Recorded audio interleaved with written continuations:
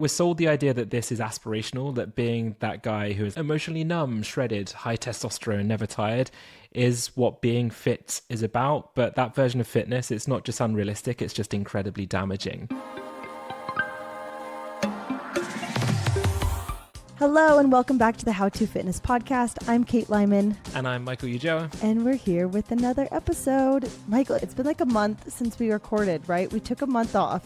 We did. Because we were way ahead and now we're behind. Imagine that. I know, right? Because we're quite organized. Actually, I'm lying. Kate's quite organized and keeps me on track. Like, okay. Yeah, Kate's really organized. So we space these out so people don't know that we have little breaks in between recording. It's as if we're always chatting to each other, Kate.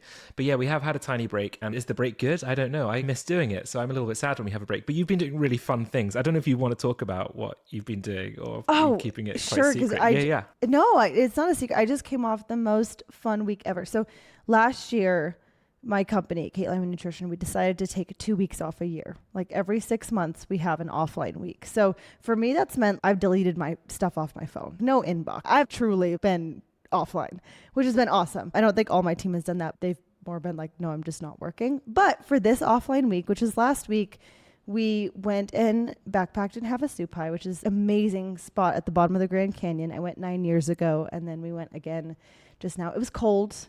You probably wouldn't have thought it was cold, but I was very cold. Milo, my little Mexican child, was very, very cold. But we managed. We still swam every day. It's really cool. The pictures looked amazing. The pictures looked really, really cool. It was amazing. Yeah, and then we went to Vegas, and then Kenny and my 10-year anniversary, and we did a vow renewal. And I had like such a vision for how I wanted this to go. Our first wedding, it was just kind of boring. It was traditional. We were both in school. We didn't care much about it. And I've just wanted to have a little redo. And this redo was like everything I wanted. So I'm forced photos upon you yesterday. Michael was like, I hope you had a great time. I'm like, yeah, look at all the photos. Yeah, look at honestly, more. Look at more. Like, I wanted to message you fun. whilst you're away. I was like, she's on an offline week. Can I message Kate and really bug her? Because I want to see the photos. Because you told me a little bit about the prep before you went. And the pictures were amazing. Like the pictures were solid. Yeah. It was so fun. And like the pictures did it justice. Like it was that much fun in person. So it was great. Milo looked amazing. He wins. Him dressed as little Elvis was brilliant. You looked incredible, Kate. But Kenny as well looked sharp. He looked fantastic too. Yeah. We spent so much time. I had this vision of I need Kenny in a bolo tie. Like he needs a bolo tie. So we had this whole to-do of finding one here in Mexico, and then he forgot it. Oh no. Like we were on the way to the Grand Canyon. He was like, oh no, I forgot my bolo tie. But luckily we found another one. Apparently bolo ties aren't too hard to find. I was like ready for it to be a hunt, but there's many in Las Vegas, so who would have known? The plan wasn't ruined after all. But no, honestly, exactly. you both looked incredible. I'm glad you had a lovely trip. And hopefully you come back refreshed as well with a couple of weeks off. Exactly. No, it was really great. And like I got back to work yesterday and I was like, yes, I'm so excited. So excited to work, which is, you need that sometimes, you know? Yeah, no, absolutely. I was impressed with your time away from social media. I always love that when you do it every year. I'm always a little bit jealous because I don't do it. I probably should, but I know that I'm also going to have a little bit of forced time off when Emma gives birth in a few weeks' time. So maybe not a break like you guys just had, but yeah, it's not far now. Yeah. But yeah, I'm glad you had fun, Kate. And now we're back recording, and it's an interesting topic today. I'm really excited. So tell us what well, first you said, hey, Kate, watch Adolescence. Watch the show Adolescence before this episode. I didn't do it. Mostly because I haven't watched TV in forever. I still haven't seen Severance finale. So that's how far behind on the TV world I am. So I didn't watch it, but I'm ready. I'm ready to learn. Tell us what we're talking about today. Yeah, so Adolescence is fantastic. I think most people have watched it. I know you haven't, Kate, but I think a lot of people have, and it is fantastic, if not quite harrowing, is probably the best way to describe it. So this is a really interesting topic for so many reasons, but the thing with this episode that was quite difficult to create is usually with our episodes, we give people the answers at the end of the episode, or at least some like actionable tips that people can take away. But I'm not sure that this episode will really have that, although that is the point as well. Because sometimes it's not about having neat little takeaways or a list of things to do. It's about noticing. Is that maybe the best way to describe it?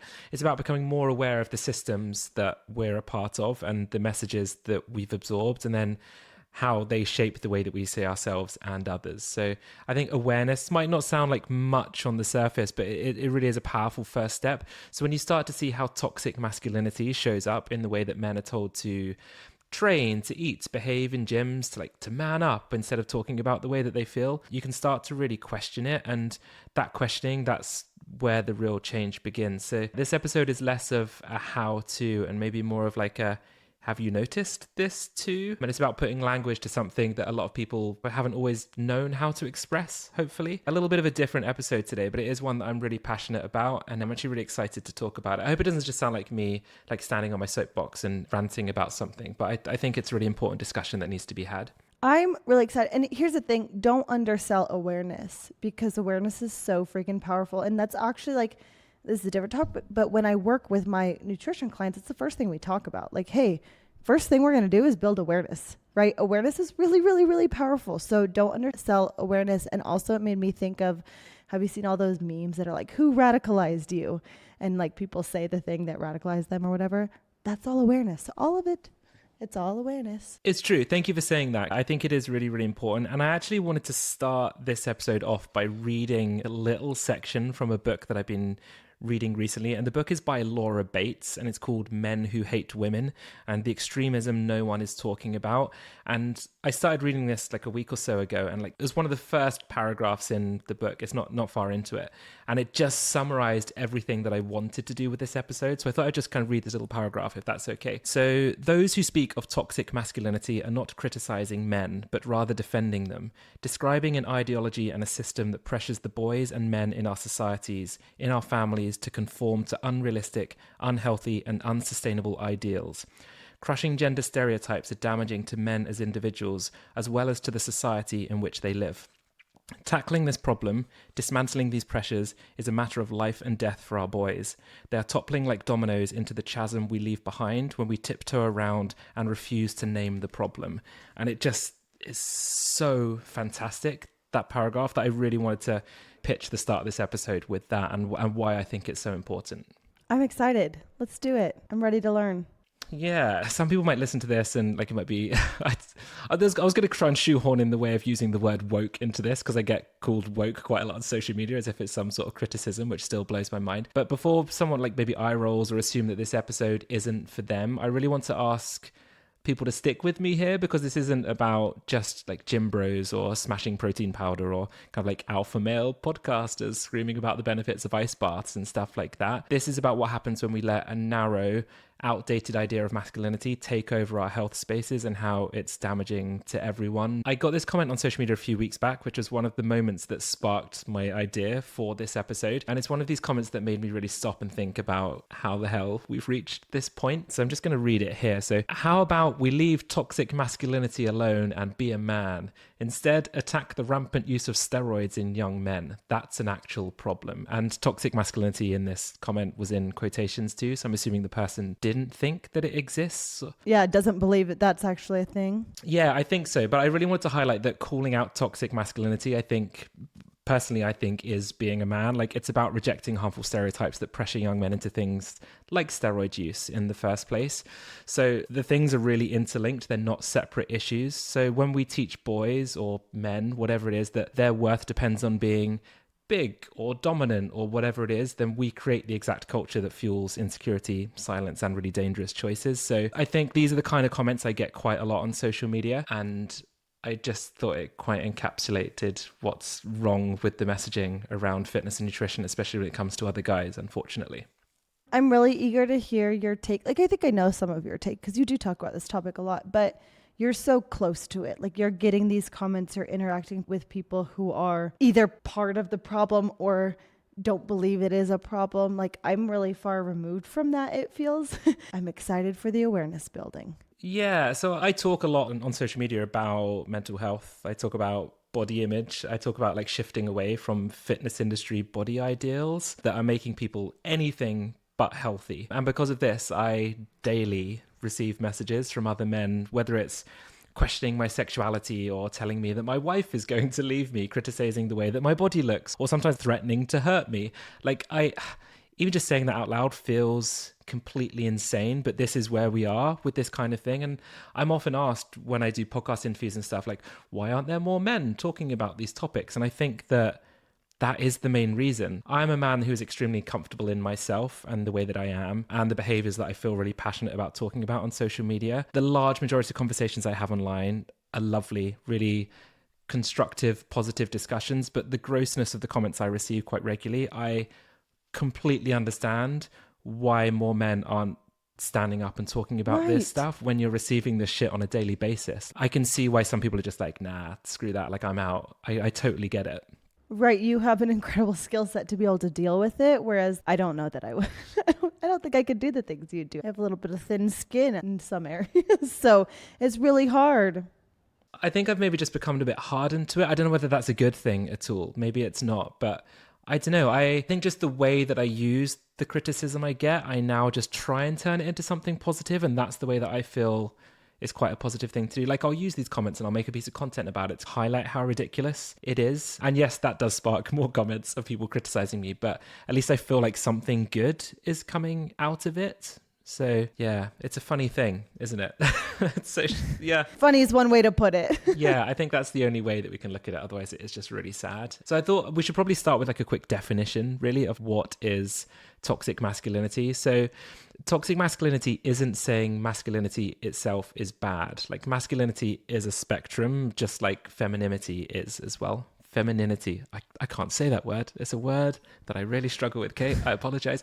And there are healthy, supportive, empowering ways to express masculinity and femininity. But toxic masculinity, that's when certain behaviors or ideals are treated as the only acceptable version of being a man. So such behaviors like never showing weakness, being aggressive or dominant, being emotionally shut off, or equating your worth to how much you lift, how much money you make, or how, I'm going to use air quotes here, alpha you are in the room. And in fitness, those ideals have somehow become the blueprint of how everyone needs to approach making changes to their exercise and nutrition. And this alpha gym culture shows up literally everywhere, like on your Instagram feed with influencers yelling, real men don't skip leg day, or whatever it is that they're shouting. I can't put on like an alpha impression, even if I tried. Yeah, that's true. It wasn't very convincing. If you're on YouTube, like, I think I've already rolled my eyes like 20 times. Like, my part in this episode is just eye rolling. So yeah, it's good. It's a solid contribution, Kate. Thank you. And yeah, so in gym culture, like, that rewards pain and punishing rest, I guess. And in transformation pics that make it seem like becoming leaner makes you morally superior, or in those ridiculous videos where someone's screaming at someone else lifting some weights and they're auditioning for Gladiators or something crazy. And here's the thing, like, we're sold the idea that this is aspirational, that being that guy who is emotionally numb, shredded, high testosterone, never tired, is what being fit is about. But that version of fitness, it's not just unrealistic, it's just incredibly damaging. I don't know whether you'll agree with me on this, Kate, but I really wanted to do this episode because I've worked in the industry for over a decade now, coached hundreds of people, talked to thousands more through social media in that time, and I've watched how the fitness industry is slowly slipping further and further into something that people chase to prove something, rather than it being about genuinely what's going to make us healthier and happier. And I've seen firsthand how toxic masculinity makes men feel ashamed for resting, or for struggling, or for having normal bodies. And it can make everyone else feel really unwelcome and unsafe in fitness spaces too. This culture is really loud, and I do think it's really growing, and it's sucking all the joy and nuance out of moving our bodies and actually looking after ourselves. Right. And I think it overcomplicates things too, where it's not necessary, right? Like, you're not just struggling with the challenge of overcoming some barriers around movement. Now you're overcoming barriers around judgment and these ideals that are so ingrained. And you know what I mean? Like, it's just adding challenges to these habits that we want to practice, that it's not even about movement. It's like psychosocial issues that we're adding to already present challenge of getting movement in, or addressing our health in any way. Yeah, and I think whenever I talk about this stuff on social media as well, men get really defensive about the content I create because they feel like I'm bashing men as a whole, but it really isn't. It's all just asking who gets to feel like they belong in the fitness industry, right? And what are we actually teaching people, especially young men, about like strength, worth, and health, and all those other things? And what would it look like to rewrite the script? And once again, I don't have all the answers. I wouldn't say that I'm an expert in this area by any means, but I do think that highlighting and tackling these issues, if we can spark a few few really good, meaningful discussions. Like even if one person goes away after listening to this episode and goes like, oh crap, maybe this doesn't need to be the way that I approach fitness moving forward, then I'll be so, so happy. That's all I want to happen from this episode. I love that. And the awareness building part, if you haven't even been attuned to this dialogue in your head of what you need to be a man, or what needs to happen for you to be fit, etc. Like just becoming more in tune is really powerful. So love it. Yeah, I think so. And let's just talk about briefly where toxic masculinity shows up. I think to some people it's quite obvious, but to others it might not be, because sometimes it is seen as the default. But it can show up in the fitness and wellness world in so many places, because once you start to notice it too, you really can't unsee it. And I feel like that's where I've got to a point too with my fitness journey now. Like I cannot unsee all of the nonsense that I see, whether it is with every piece of nutrition content I see on social media, or the way I see everyone approaching their exercise and nutrition approaches. Because I've delved through the research and I've really tried to highlight the problematic areas so I can help the people I work with better, you really can't unsee this crap, and it really is everywhere. I don't know, do you feel the same way? I don't know. Give me some examples and I'll let you know. I mean, I just think like the messaging, the way that all fitness professionals are portraying their content on social media, for example, like I think we've highlighted this before. It almost feels like personal trainers are advertising towards other personal trainers, because that's what's seen as what makes you an authority figure, as being someone who's really big, muscular, lean. And it's almost seen as you need to impress people with your content, with the way that you are or the way that you act. And that's what's going to get people to buy into your personal training, rather than actually giving people actionable advice that's really going to help them. Yeah, I hear that entirely. I think I'm almost the opposite of you in that you face these discussions head on and take the good and bad that comes with it. I worked in the CrossFit industry for a long time, and it was really hard on me in this area, the ingrained misogyny in fitness, and it was really tough. And eventually I had to just step back and be like, I can't take this anymore. And since then, that was 2020. I've had to just almost head in the sand style, not look. Like I don't follow fellow fitness folks. I don't engage in those conversations. I'm a little attuned to what's going on, but not too much, because the last 5-ish years I've just been like, I can't. And so that's where this discussion, I'm like, I know this exists, but I'm almost like hiding from it. Sure. So would you say that was the reason why you stepped away from CrossFit? Was that one of the main reasons? It was the reason.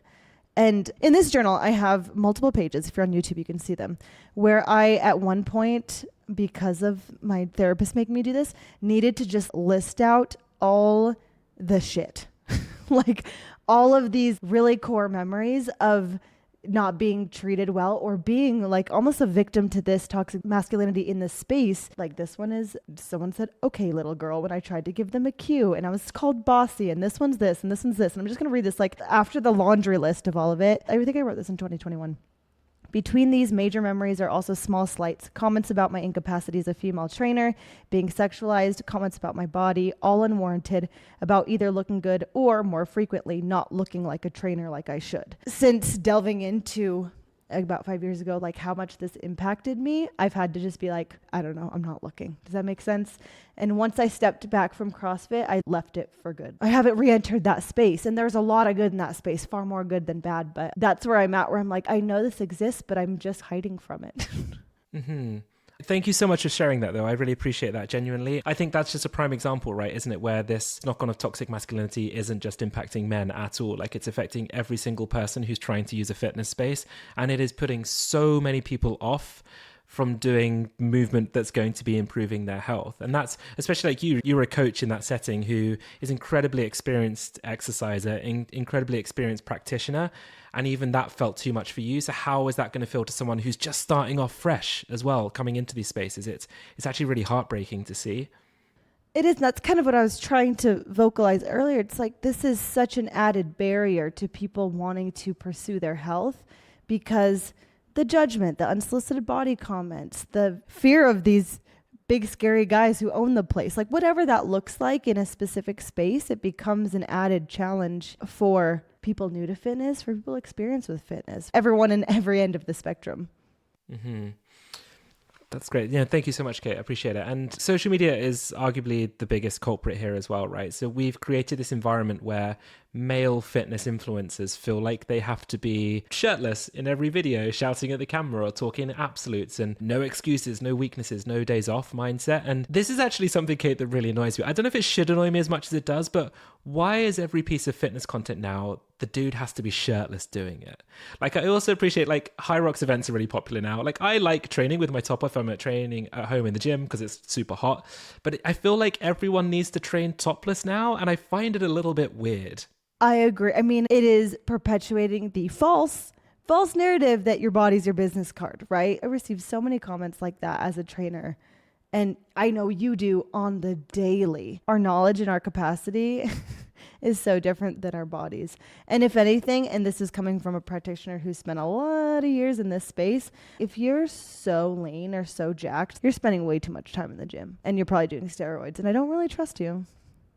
I think that's a really fair comment to make as well. We will touch on the steroid point later, but yeah, I completely agree. Fitness now is just high prosthetic bodies, like extreme discipline, pushing yourself to the limits, but not in a healthy way. Not because it's good for your heart or your mental health. It's like all performative, as if it's kind of fitness as theater. And these messages are loud. They get views and they really go viral, and they get people sponsorship deals, which is why a lot of these trainers and influencers push for it. But the everyday people watching it, the people that are just trying to get started, they are absorbing it all. And they're internalizing this idea that unless you look like that or you train like that or live like it, then you're kind of failing. And this is where language really matters. I really wanted to put a point on in this episode about the power of language. It's something that I talk about with my clients regularly. I talk about it on social media too. And the way that you talk to yourself and the way that you talk to yourself about exercise and nutrition can be so powerful. It's everywhere too in regards to toxic masculinity of be a man up, don't be soft, like real men lift, all this toxic gym slogans that you see often. So much of the fitness industry says this stuff without even really thinking about it. But it all just reinforces the toxic message that to be a man, you have to be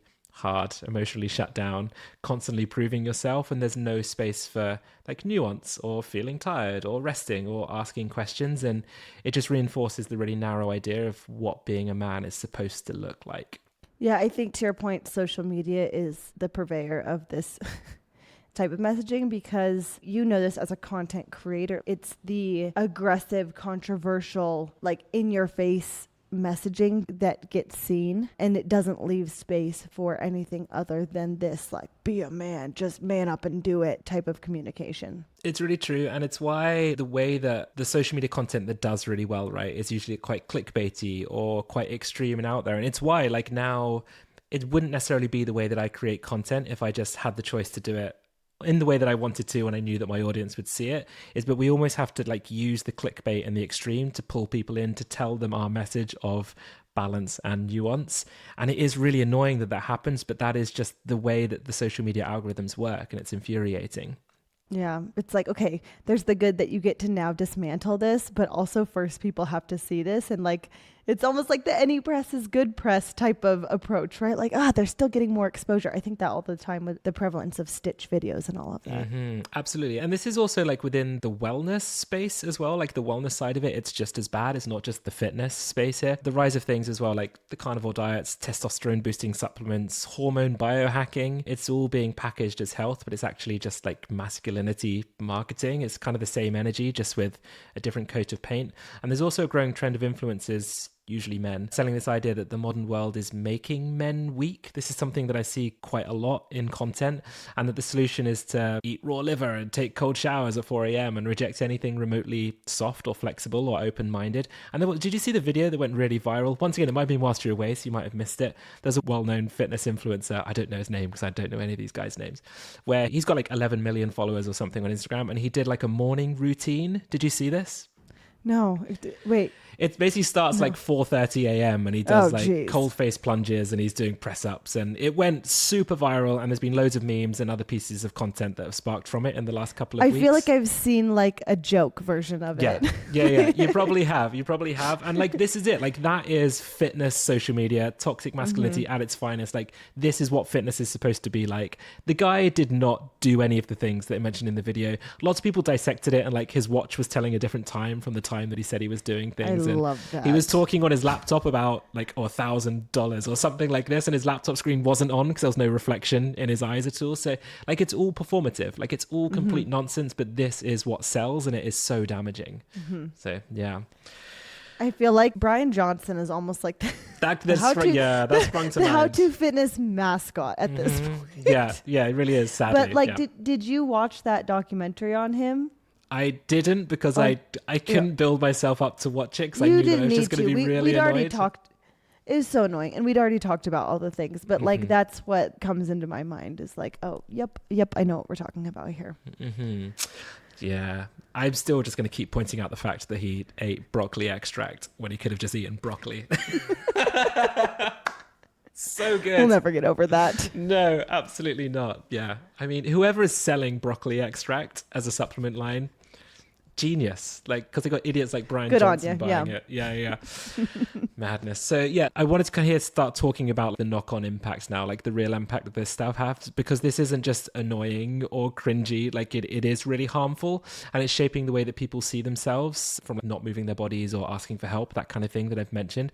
So first of all, I just wanted to talk about like the mental health fallout of all of this stuff. And I also think this is really ignored a lot of the time. I know mental health discussions are improving and they're happening more often, but I do feel like within the space of male content creation or the male space, it's not spoken about as much. And toxic masculinity teaches men that showing emotion is weak, that asking for help is failure, that your worth is tied to how much you can lift, how lean you are, and how much discipline you have.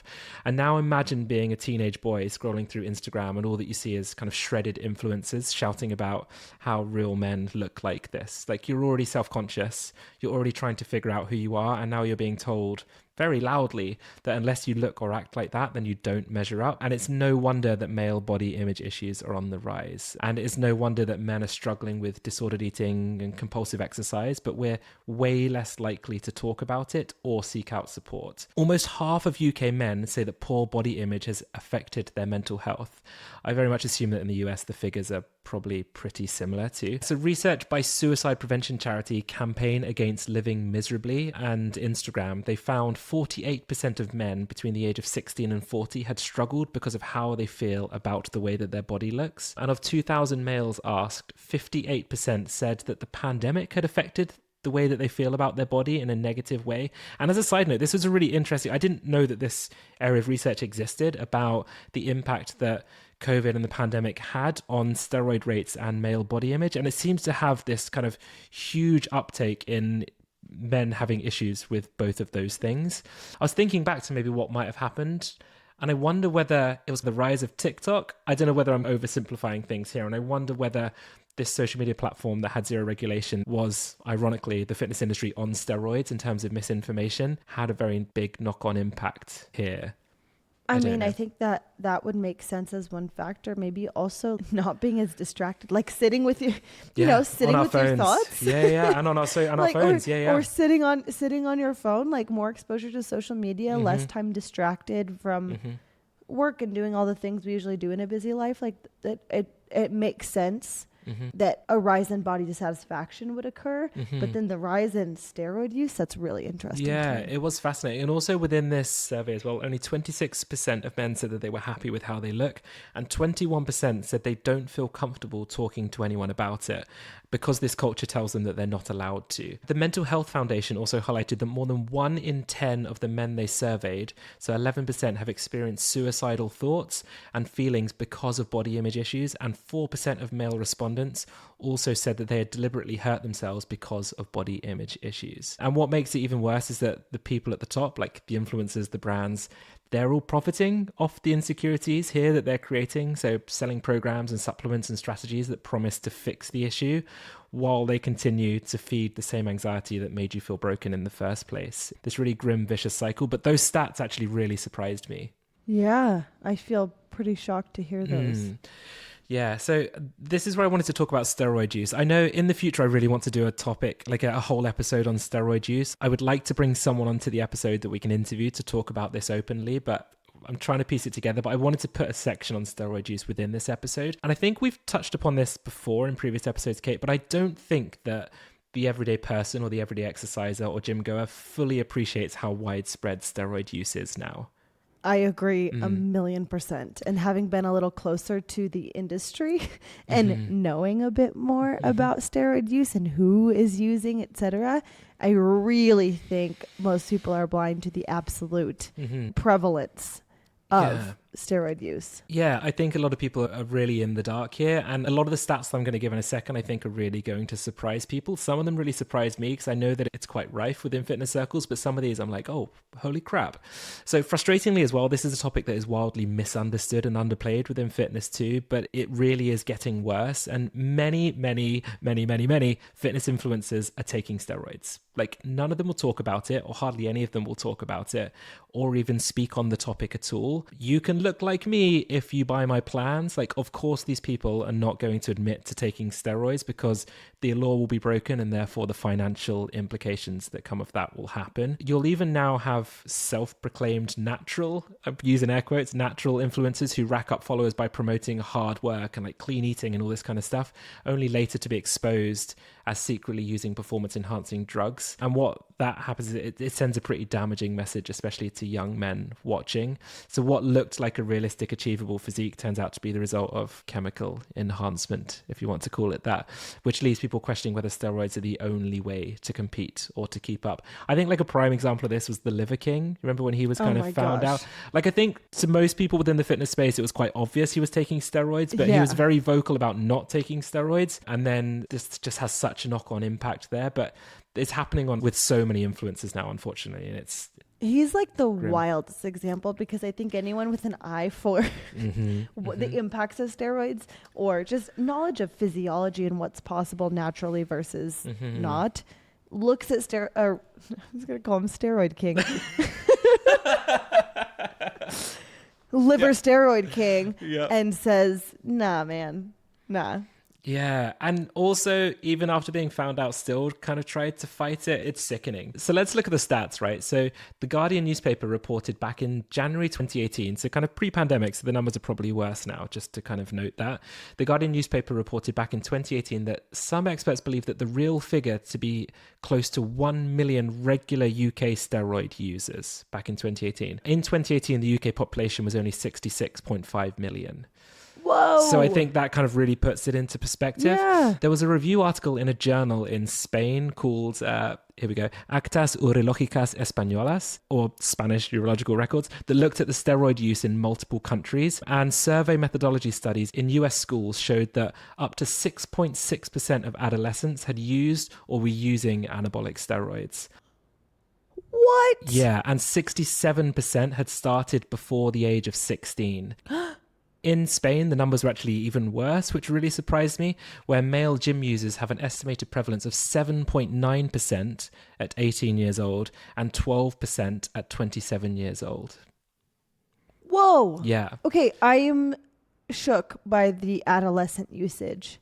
So do you know if in these studies, specifically in the first one on the UK, the 1 million out of 66 million, what's the classifications for steroids? Like, are they talking about a male in his 40s, 50s who's prescribed testosterone from a so doctor, this was like, I believe this was like non-prescription use of steroids. Non-prescription use. Okay. Yeah.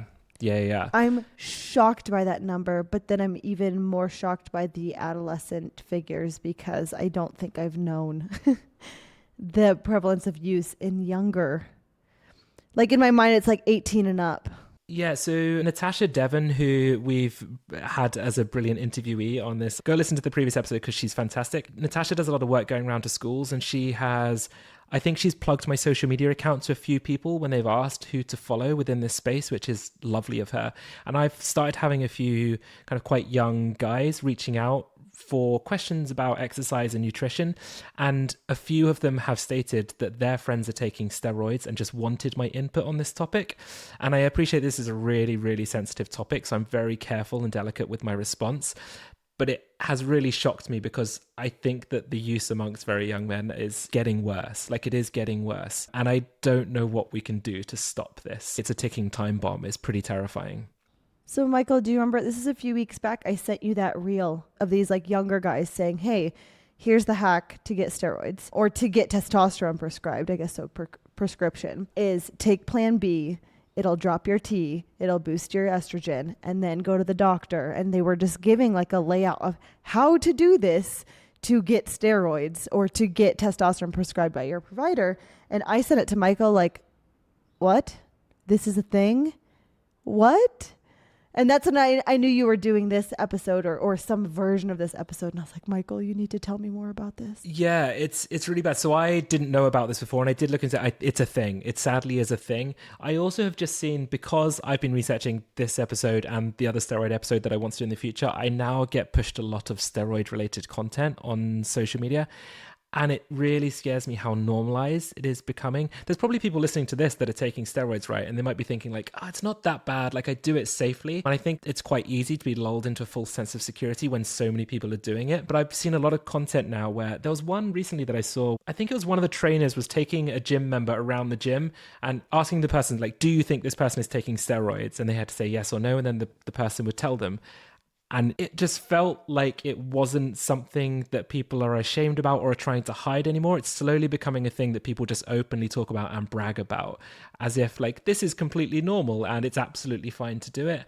And that really scared me. Yeah, I think I'm still reeling from the figures you shared, honestly. Like, I'm hearing you, but I'm also like, doing numbers, these kids under 16, what?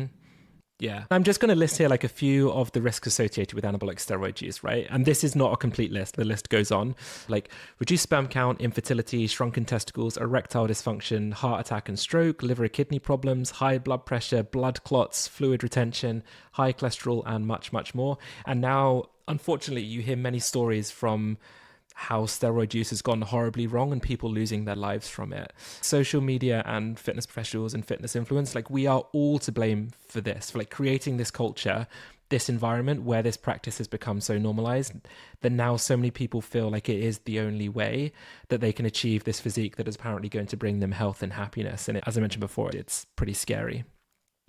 And I'm assuming, and this is an assumption, I don't actually know, and maybe you can correct me on this, but with the rise in massive use of anabolic steroids, and especially for younger generations, they're getting it from places that may not be as reputable as being prescribed from a doctor, right? So I'm assuming that's increasing risk as well in different ways. It's like, okay, you're getting it from so-and-so's gym buddy in the back alley behind Gold's or whatever, and that comes with its own risk. I read a lot of research around this actually, and it interviewed people like where they were getting it from, and yeah, because it's a lot of these prescription drugs you can't easily get your hands on, like a lot of them are being made in very, very dangerous ways. It's absolutely not a safe thing. It's not a completely healthy or a risk-free thing to be doing, despite what a lot of people will tell you.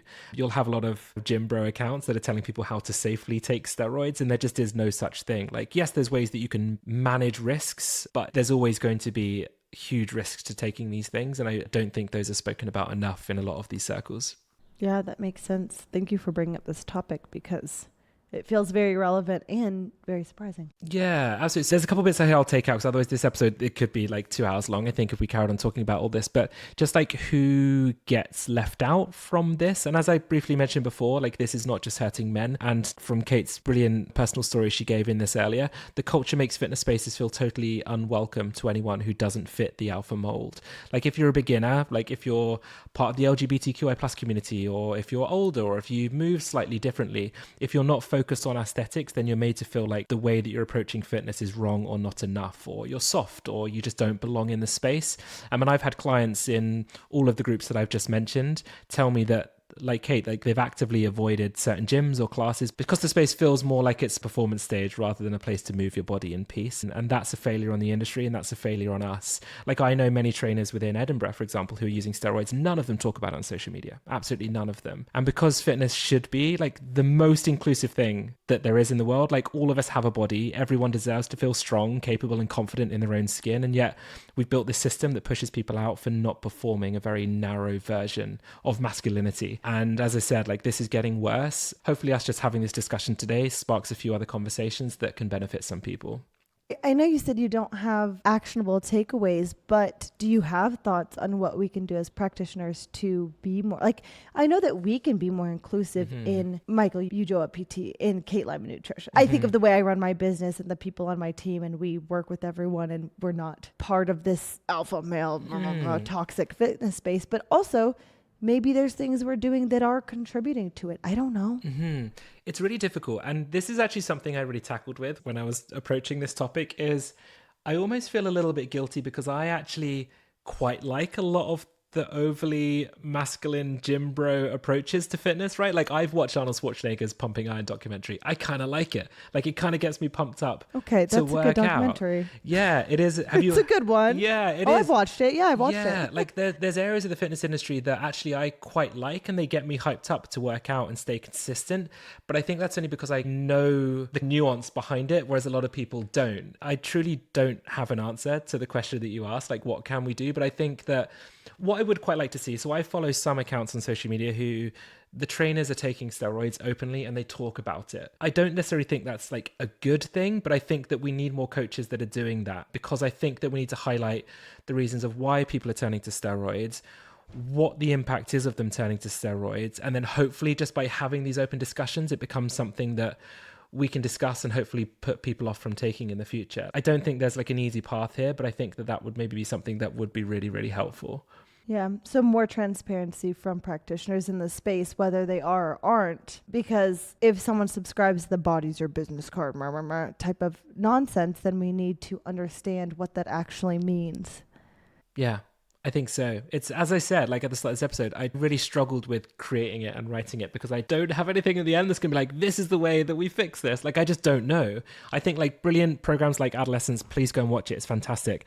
This book here by Laura Bates, as I mentioned, Men Who Hate Women, it is fantastic. Like I encourage, especially all the men listening to this episode, please go and read it because it's kind of on us to start changing this. And I really hope that more coaches or content creators or whatever you want to call yourself start having these discussions, and we start putting people on a pedestal who actually have nuance and will openly talk about their mental health, because that's the way that change is going to come about. We need to stop platforming these absolute morons that only care about the way we look and encourage people to feel shit about the way that their bodies look because they're not manly enough. And we've gone nearly a whole episode without mentioning people like Andrew Tate, but I think it's important, like these people that young guys are putting on a pedestal as like the alpha male or the person that I'm going to get my mental health support from, they have no interest in improving your health or well-being. All they care about is themselves. And I think if we can highlight that to people on a wider scale, that's how change comes about. But as I said, I don't have all the answers, unfortunately. That feels like a good answer in and of itself. And so I think something that you and I do through this podcast, through our personal work with nutrition and fitness, is help people interpret the information they're consuming. Like that's a huge part of How to Fitness, right? We're always talking about, we're giving this information so you can go out in the world and understand the information you're consuming.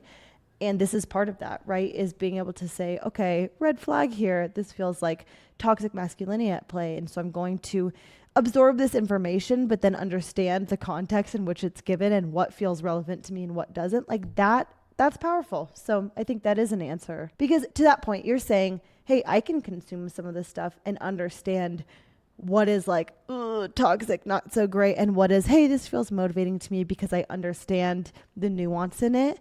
Like, let's help others feel that, so they're not just drawn into very like controversial hot take without understanding the surrounding context. Yeah, I think so. If you're listening to this episode and you have especially like any men or guys in your life that you think would benefit from listening to this, or even if you just think, oh, I heard this episode, what's your thoughts on it? Like if we can spark some conversations here, I think that's really powerful. So please send it on to anyone, and we welcome feedback. Like if anyone has any thoughts or any feedback they want to give on this episode, we welcome it. If there's anything that we can do to improve our messaging or to improve the fitness industry as a whole, we'll take that with open arms. Please reach out. Absolutely. I think the best part of this podcast is the conversation it generates. Like having a full conversation in the DMs or on email about the things we're talking about is like my favorite part of what we do. Yeah, agreed. And I bring it back to your lived experience that you had at the start of this episode, Kate. Like I never knew that about you. I didn't realize that was why you stepped away from the world of CrossFit. And I think that that's a really important discussion to have, because there are so many spaces within the fitness world that they've advertised as this really inclusive, supportive environment, but they're actually, when you get down to the bones of it, they're not. And yeah, that's really cool. So thank you again. Yeah, of course. Thank you for this great topic. Good podcast. Thank you very much. As always, we record these on YouTube too. So if you want to watch along with these episodes, please give us a follow over there. We always welcome like reviews and stuff of our podcast too, just to help spread the word and boost our viewership if possible. But other than that, thank you so much for listening. Talk to you soon.